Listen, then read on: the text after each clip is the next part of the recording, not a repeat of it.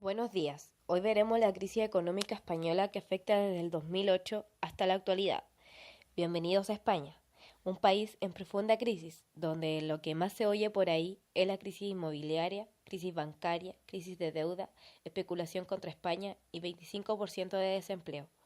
Pero ahora le explicaremos cada factor que produjo esta crisis. Le refrescaremos la memoria. En el año 1998, el presidente José María Aznar creó una nueva ley, llamada la Ley del Suelo, que consiste en privatizar el mercado del suelo y fue aceptada con entusiasmo por todos los políticos de ese entonces. Su fórmula era simple. Si aumentamos el terreno urbanizable y convertimos el mercado del suelo en un negocio superrentable para los empresarios, se multiplicarán las inversiones, se construirán más casas y como habrá más oferta bajarán los precios y las personas podrán comprarse una vivienda. En el año 2002 el ritmo de la construcción ya se había disparado. Lo curioso que la ley del suelo no tuvo el efecto previsto y al dispararse la demanda de vivienda el precio de los pisos subió y el resultado fue que los precios de la vivienda se disparó en solo 4 años. Luego, si vamos al 2005, la burbuja ya estaba desatada y así España construía en un año más viviendas que Francia, Italia y Alemania juntas. Gracias al motor de la construcción, todo el mundo hablaba del milagro económico español, pero se asomaba un drama enorme. El precio de las viviendas estaba ya por las nubes y a pesar de que el desempleo bajó notablemente, las viviendas habían doblado sus precios y los sueldos seguían siendo los mismos. Pero si las viviendas estaban más caras y los sueldos seguían siendo los mismos, ¿por qué la gente seguía comprando? La respuesta es muy simple. Aquí aparece el amigo banco. Bancos y cajas no querían perderse el festín y empezaron a rebajar exigencias para conceder créditos. Pero si saltamos hasta el 2007, veremos un panorama espantoso. Las deudas de administraciones, familias y empresas ya eran gigantescas. Como era tan grande la deuda de las cajas con otras entidades financieras, el país entero obligaba a traer más y más dinero del futuro. En otras palabras, no es que la riqueza trajera consigo el crecimiento, sino que el único motor de la riqueza era el crecimiento en sí, y ese crecimiento existía solo gracias a la deuda. En el año 2008, la vivienda ya era tan cara que algunos debían endeudarse a 40 años para poder vivir en una.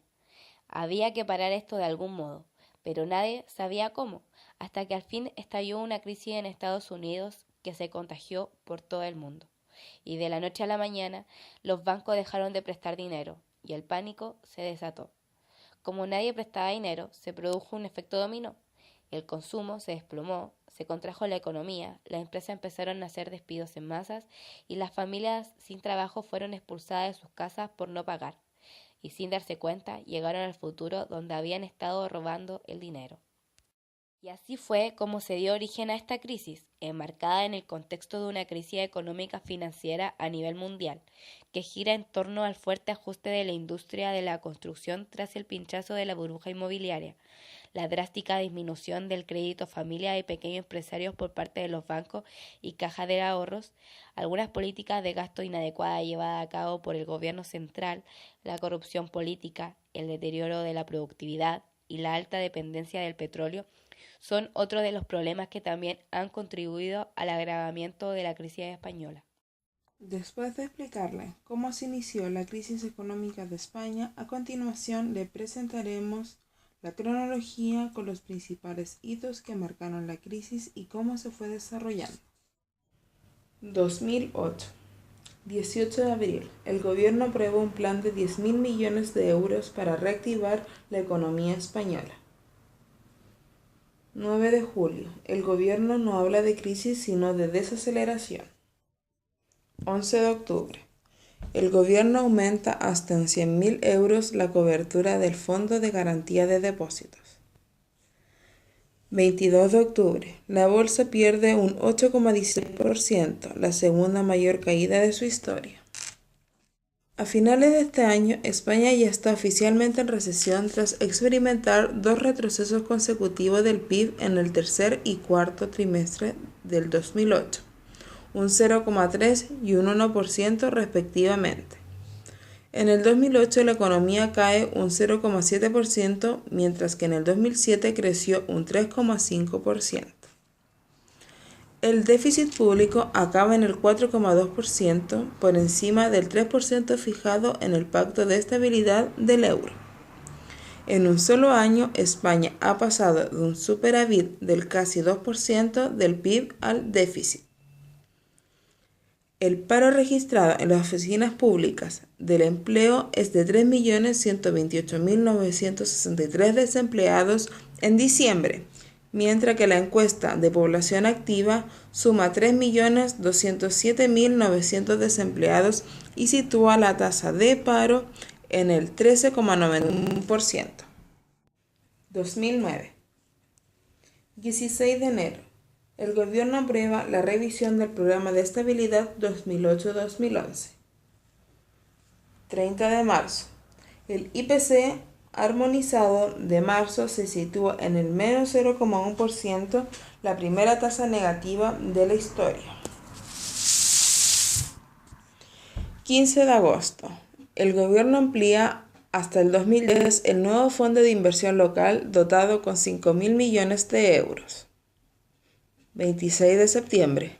El gobierno anuncia que sube los impuestos y elimina la deducción de 400 euros. 29 de septiembre. El IPC armonizado suma 7 caídas consecutivas y se sitúa en el menos 1% en septiembre. 7 de octubre. España lanza el mayor plan de estímulo fiscal de la eurozona, equivalente al 2,3% del PIB. España sigue en recesión. El PIB cae un 3,6% a lo largo del año. En el cuarto trimestre, la economía solo se contrae una décima. El paro crece en 1.118.600 personas hasta 4.326.500 y la tasa de desempleo alcanza el 18,83% según la EPA. El paro registrado por la INEM arroja una cifra de 3.923.603 desempleados. El déficit público supera el 11% del PIB. 2010. 25 de enero. El gobierno lanza la nueva Ley de Economía Sostenible para redefinir la economía española hasta el 2020, pero evita las reformas estructurales. 4 de febrero. La bolsa española pierde un 5,94%, influida por las declaraciones de la UE y el FMI sobre el riesgo de España dentro de la zona euro y por las medidas de ajuste del gobierno. 7 de mayo. España sale de la recesión al crecer el PIB en un 0,1% en el primer trimestre. 12 de mayo. Zapatero anuncia un tijeretazo del 1,5% del PIB que incluye recortes de salarios para empleados públicos y congelar las pensiones. 1 de julio. El gobierno sube un 2% el IVA. 23 de septiembre. Los sindicatos convocan una huelga general en protesta por las reformas y las medidas de austeridad, pero el impacto es limitado. España cierra el año con un déficit del 9,24% y cumple el objetivo previsto pese a las comunidades autónomas. El déficit del Estado se reduce en un 5,07% del PIB, 8 décimas menos de lo previsto, lo que supone un ahorro de 8.000 millones de euros. 2011. 4 de agosto. La prima de riesgo española cierra en el máximo histórico de la zona euro al situarse en el 398,3 puntos básicos por la inserción del BCE. 21 de noviembre. El Banco de España anuncia la intervención del Banco de Valencia en el que el Estado inyectará 3.000 millones de euros. 2012. 19 de enero. El FMI pronostica un retroceso para la economía española en 2012 y 2013, con 2 años de recesión y una contracción del PIB. 14 de septiembre. La deuda pública española supera los 800.000 euros, lo que supone que el 75,9% del PIB. El precio de la vivienda cae en un 14,4% en el segundo trimestre. Desde el inicio de la crisis en el 2008 ha bajado un 28%. 15 de diciembre. La deuda pública alcanza los 817.164 millones de euros, el 77,4% del PIB en el tercer trimestre. 2013. 25 de abril. El primer trimestre del año 2013, el desempleo superó por primera vez en la historia de España los 6 millones de parados. 13 de septiembre. Se hizo oficial que la deuda pública de España llegó al 92,2% del PIB en el segundo trimestre del año 2013. 15 de septiembre. Se cumplen 5 años del estallido de la crisis económica y financiera mundial. Desde este lustro, la renta disponible de los hogares españoles es el 5,5% inferior a la de 2008.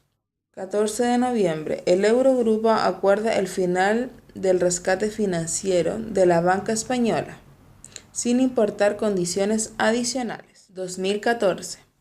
24 de abril. El Banco de España estima que el PIB creció un 0,4% en el primer trimestre del 2014, la mayor subida de los últimos 6 años. 24 de julio. Según la EPA, el desempleo descendió en el segundo trimestre, situándose la tasa de paro en el 24,5% y se crearon 192.400 puestos de trabajo, lo que no ocurría desde el verano del 2008. 2015. 2 de enero. La prima de riesgo española bajó los 100 puntos básicos, lo que no sucedía desde mayo del 2010. Para concluir, en España hace falta equilibrio en las políticas, en la economía y en la vida. Se debe establecer la visión de a dónde se quiere llegar con una gran antelación y no se debe permitir que los políticos o los poderosos desvíen la economía desde el interés general a su interés particular. Como recomendación, una regularización sería de los mercados financieros, una merma de las grandes diferencias sociales y el control de las políticas públicas no basado en el cumplimiento de un cierto déficit anual, sino en el cumplimiento de un déficit en el mediano plazo, siendo obligatorio ahorrar en las vacas gordas e invertir en las vacas flacas. No hay muchos motivos para la esperanza en el corto y medio plazo y tampoco demasiado a largo si se sigue por este camino. Como no se está cambiando el modelo económico financiero que nos ha traído a esta situación, es previsible que en un cierto tiempo tengamos otra crisis, incluso peores, teniendo un futuro negro para la economía, tomar medidas diferentes para un futuro diferente.